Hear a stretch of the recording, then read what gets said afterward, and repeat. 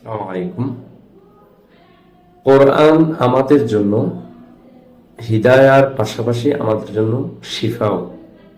আল্লাহ সুবহানাহু ওয়া তাআলা এখানে আমাদের জন্য যেমন হিদায়া রেখেছেন, তেমনি ভাবে আমাদের জন্য শিফাও রেখেছেন। আল্লাহ তাআলা বলেছেন, ওয়া নুনাজ্জিলু মিনাল কুরআনি মা হুয়া শিফা। আর আয়াতে বলেছেন, কুল হুয়া লিল্লাযীনা আমানু হুদাও ওয়া শিফা। এবং আরেক জায়গায় বলেছেন, ওয়া শিফাউল লিমা ফিস সুদূর।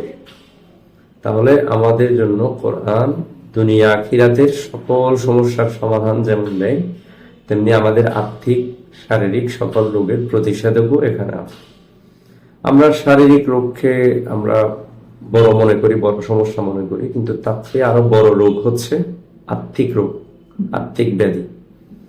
অর্থাৎ শিরিক কুফরে নিমজ্জিত থাকা বা ঈমান না থাকা, তারপর বিদআতে নিমজ্জিত থাকা, আল্লাহ তাআলার অবাধ্যতায় গুনাহে নিমজ্জিত থাকা, এগুলো আরো বড় সমস্যা, আরো বড় রোগ। তাহলে এগুলো থেকে আমাদেরকে রক্ষা করতে পারে বা রক্ষা করার জন্য আল্লাহ সুবহানাহু ওয়া তাআলা সমাধান দিয়েছেন কোরআন। তেমনি ভাবে শারীরিক রোগের প্রতিষেধকও কোরআনে আছে। যেমন আমরা হাদিস থেকে জানতে পারি, সাহাবীরা কোন এক জায়গায় গিয়েছেন, তো কোন একটা গোত্রের পাশ দিয়ে ওনারা অতিক্রম করছিলেন। তো ওখানে ওদের কাছে ওনারা খাবার চেয়েছেন, সহযোগিতা চেয়েছেন, ওরা অস্বীকৃতি জানিয়েছে। পরবর্তীতে তাদের গোত্রের যে সর্দার, তাকে কোনো একটা বিষাক্ত কোনো কিছু বা বিচ্ছু, সাপ এরকম কোনো কিছু দংশন করেছে। তো সে দংশিত হওয়ার পর তারা সব রকম চেষ্টা করেছে, তাদের কাছে যা কিছু ছিল, কিন্তু তাকে ভালো করা যাচ্ছে না। পরবর্তীতে তারা সাহাবীদের কাছে এসেছেন যে তোমাদের কাছে কোনো ওষুধ বা কোনো রুকিয়ার কোনো কিছু আছে কিনা। তো তখন তারা বললেন, হ্যাঁ আমাদের কাছে, তবে তোমরা তো আমাদেরকে খাবার দাও নাই, তো তোমাদের আগে আমাদের সহযোগিতা করতে হবে বা খাবারের প্রতিশ্রুতি দিতে হবে, তখন আমরা রুকিয়া করব। তখন তারা এক পাল ছাগল তাদেরকে দেওয়ার জন্য রাজি হলো বা দিলেন পরবর্তীতে। তো একজন সাহাবী গিয়ে সূরা ফাতিহা পড়ে তার শরীরে ফুঁক দিলেন ওই গোত্র সর্দার। তো সবাই খুব অবাক হয়ে গেল যে সাথে সাথে ওই লোকটি এমন ভাবে ভালো হয়ে গেল যে যেন তার কোনো রোগ ছিল না বা তাকে কোনো কিছু দংশন করেনি। তো পরবর্তীতে তারা ওই ছাগলের পাল নিয়ে মদিনায় ফিরে আসলেন তাদের ঘরে। তো ফিরে আসার পর রাসূলুল্লাহ সাল্লাল্লাহু আলাইহি ওয়াসাল্লামের কাছে তারা বললেন, কাহিনী বললেন। তো রাসূলুল্লাহ সাল্লাল্লাহু আলাইহি ওয়াসাল্লাম বললেন, তোমাদেরকে এই সূরাতে বা এই যে সূরা ফাতিহাতে রুকিয়া আছে, এটা তোমরা কিভাবে জানলে? উনি মুচকি হাসলেন, তারপরে বললেন, হ্যাঁ তোমরা এটা ভাগ করে নাও এবং ওখানে আমার জন্য একটা ভাগ রাখো। তার মানে হচ্ছে এই যে শিফা আমাদের জন্য কোরআনে শিফা আছে এবং এটা জায়েজ, বলতে গেলে আরো উত্তম।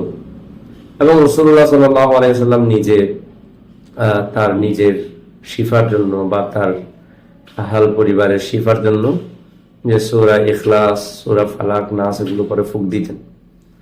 তো এবং আমরা জানি যে আরেক হাদিসে আসছে রাসূলুল্লাহ সাল্লাল্লাহু আলাইহি ওয়াসাল্লাম কে একজন জাদু করেছিলেন। ওই জাদু থেকে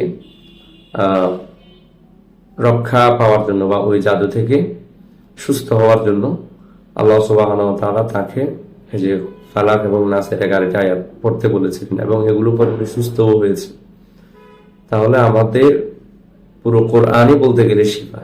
বিশেষ করে এই সূরাগুলোর কথা হাদিসে আসছে, সূরা ফাতিহা, নাস, ফালাক, ইখলাস, এরপরে সূরা বাকারার শেষ যে আয়াত। তো আমরা এগুলো পরে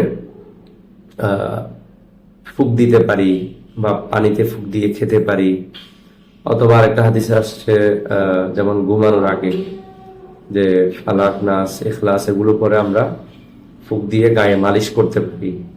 তেমনি ভাবে যেখানে ব্যথা পাই, ওই ব্যথার জায়গা, কেউ কোনো একটা জায়গায় ব্যথা পেয়েছে, ওই ব্যথার জায়গায় হাত দিয়ে কোরআনের আয়াত সূরা পড়তে পারে, তিলাওয়াত করতে পারে, অথবা ফুঁক দিতে পারে। তাহলে আমরা বিভিন্ন ভাবে এই কোরআন থেকে আমরা শিফা নিয়ে উপকৃত হতে পারি। তবে আমরা শিফা পাই না কেন? কোরআন থেকে সূরা ফাতিহা, ইখলাস, ফালাক, নাস আমরা অনেকেই পড়ি, সবাই পড়ি। কারণ এটার জন্য শর্ত হচ্ছে ঈমান থাকতে হবে, ইয়াকিন থাকতে হবে, ইখলাস থাকতে হবে এবং আপনার এটার উপর পরিপূর্ণ বিশ্বাস থাকতে হবে। এখন আপনি যদি সূরা ফাতিহা, নাস, ফালাক পড়লেন কিন্তু আমার বিশ্বাস নাই যে এটা আসলে আদৌ হবে কিনা, আমরা যদি ওভাবে ইয়াকিন না থাকে, আমার বিশ্বাস না থাকে, তাহলে এটার দ্বারা আমাদের রুকিয়া হয় না, কাজ হবে। কিন্তু আমরা যদি ঈমানের সাথে, ইখলাসের সাথে এবং আল্লাহ সুবহানাহু ওয়া তাআলার উপর যদি পরিপূর্ণ বিশ্বাস রেখে আমরা যদি এই সূরাগুলো দিয়ে রুকিয়া করি, কোরআন থেকে যদি আমরা রুকিয়া করি, তাহলে অবশ্যই সাহাবীদের যেভাবে হয়েছে, রাসূলুল্লাহ সাল্লাল্লাহু আলাইহি ওয়াসাল্লাম যেভাবে পেয়েছেন, সুস্থ হয়েছেন, আমরাও ইনশাআল্লাহ। তবে কথা হচ্ছে শরিয়া সম্মত উপায়ে কোরআন থেকে শিফা নেওয়া, বিদআতি কোনো পন্থায় নয়।